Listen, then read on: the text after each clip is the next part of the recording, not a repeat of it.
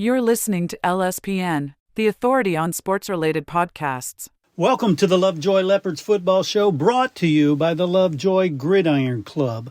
I'm your host, Chris Daly. Tune in each and every week as we discuss Lovejoy Leopards football with Coach Todd Dodge. Hey, Leopard fans, when Texas Heat goes into overtime, call the local pros at Lovejoy HVAC. Family-owned and serving Collin County for nearly 3 decades, they repair, maintain, and install all makes and models with certified, insured techs and a 24/7 response when you need it most. From indoor air quality to smart thermostats, they keep your home game day comfortable. Support a business that supports our community. Lovejoy HVAC. Call 469-617-3690 or visit lovejoyhvac.com.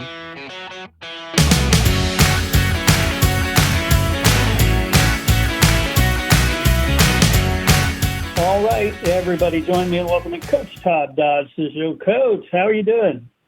I'm doing great, Chris. Appreciate you having me on, as always. Of course. Thank you. So, guys, we got to talk about that Walnut Grove game. Again, from a fan standpoint, it was a good contest, but not the results you wanted. No, thought we had a really good game plan to, shorten the game against a great offense, to score at the end of our drives, which we did. We did everything we needed to do. We took the lead with 4 minutes left to go in the game, 26-21, and then they go down the field and score again, and we just come up short at the end. We get sacked in the red zone, kind of put us in a long field goal position, and didn't make it. I'm just so proud of our kids. There's so much, there's never a moral victory in our world, but we were playing the number 6 team in the state. We're playing a team that's the leading 5A Division II offense in the Dallas-Fort Worth area. They're scoring about 56 points a game, and so we took them to the wire, and it was 21-17 at halftime. Our kids were very confident coming in the second half. We just hung in there, and offensively, we played really well. I mean, we had no 3-and-outs, and we had 26 total first downs. We turned it over once, and we gave up 1 sack, and those were crucial. But about those 2 plays were kept us from being 10 for 10 in our board. Defensively, there's some good things we did. We did not allow them to just kill us with explosive pass plays, which they have been doing all year long.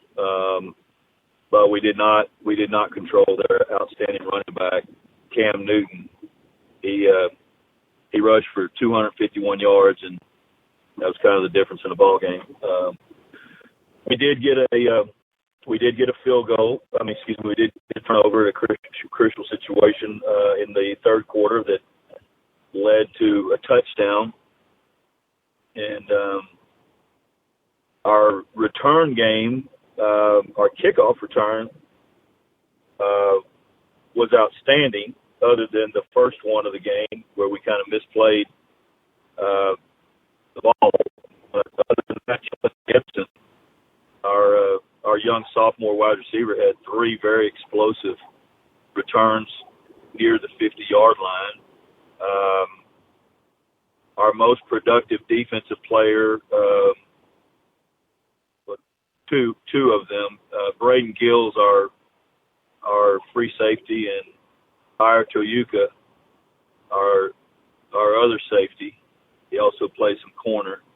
Mm-hmm. They both shared the most productive player on defense. And then our quarterback was Jacob Janasek, with the help of our offensive line. Offensive line played really well in the game from a protection standpoint.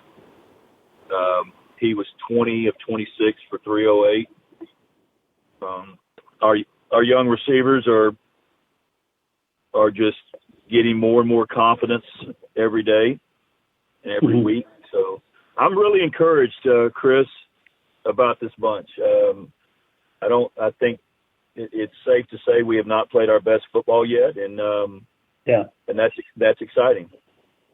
Yeah, I love the fact that as the game or the season has gone on, you seem to be doing better and better each week. I mean, there's very few, steps backwards that I've seen all season.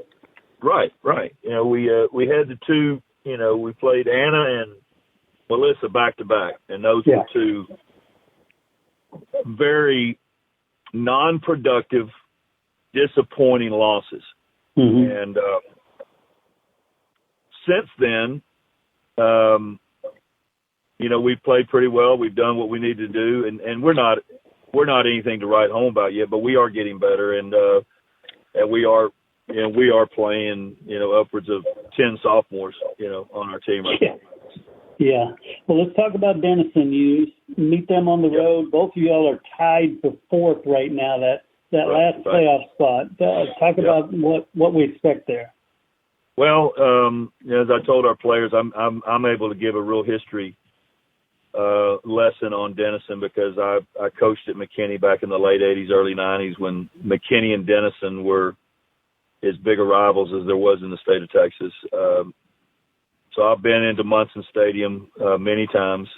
I know what a proud football town Denison is, and a whole lot of respect for Coach Brent Whitson, their coach, who is a championship caliber coach. So, it's going to be at their place. And, I told our players today, we need to thank the good Lord that we still control our own destiny.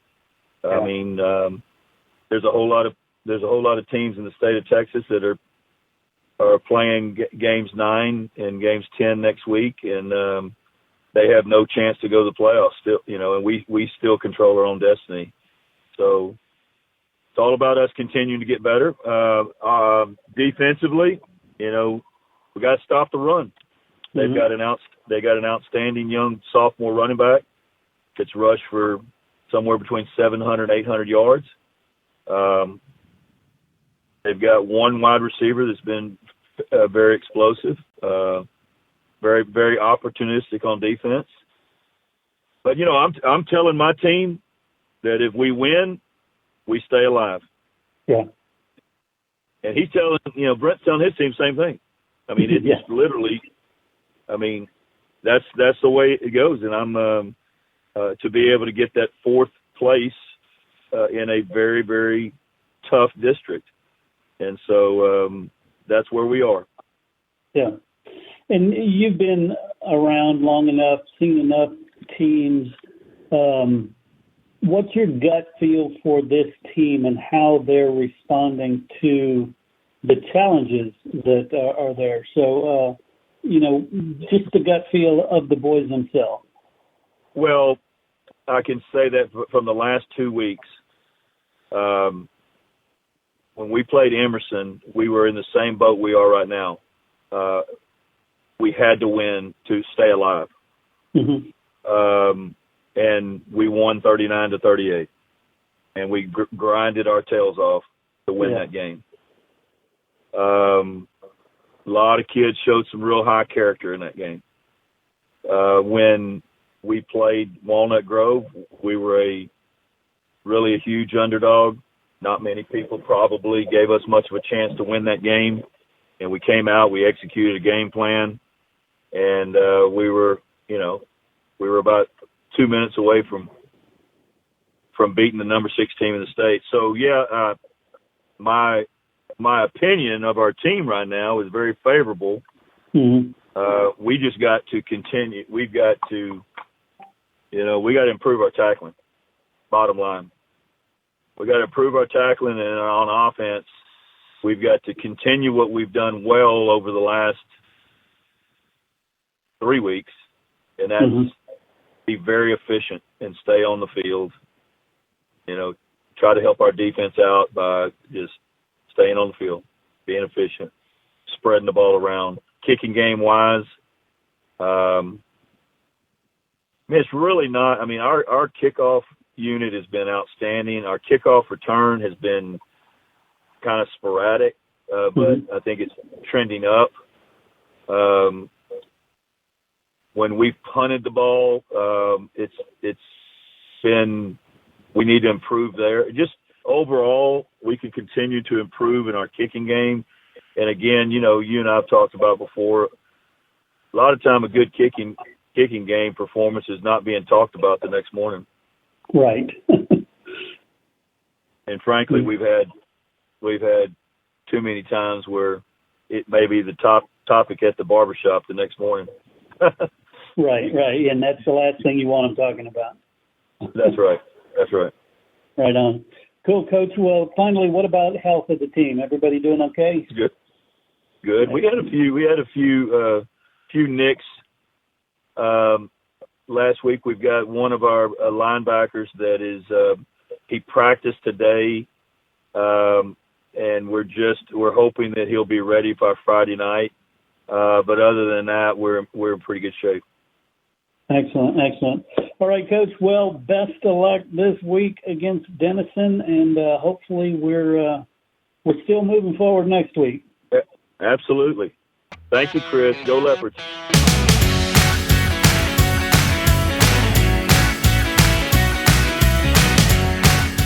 Did you play Texas high school football? If you did, you're part of an elite group, the Brotherhood of Texas High School Football. All football players, past and present, who have ever suited up in the Lone Star State are eligible. Go to LoneStarGridiron.com/brotherhood. And thank you for the part you played in the greatest sport in the greatest state.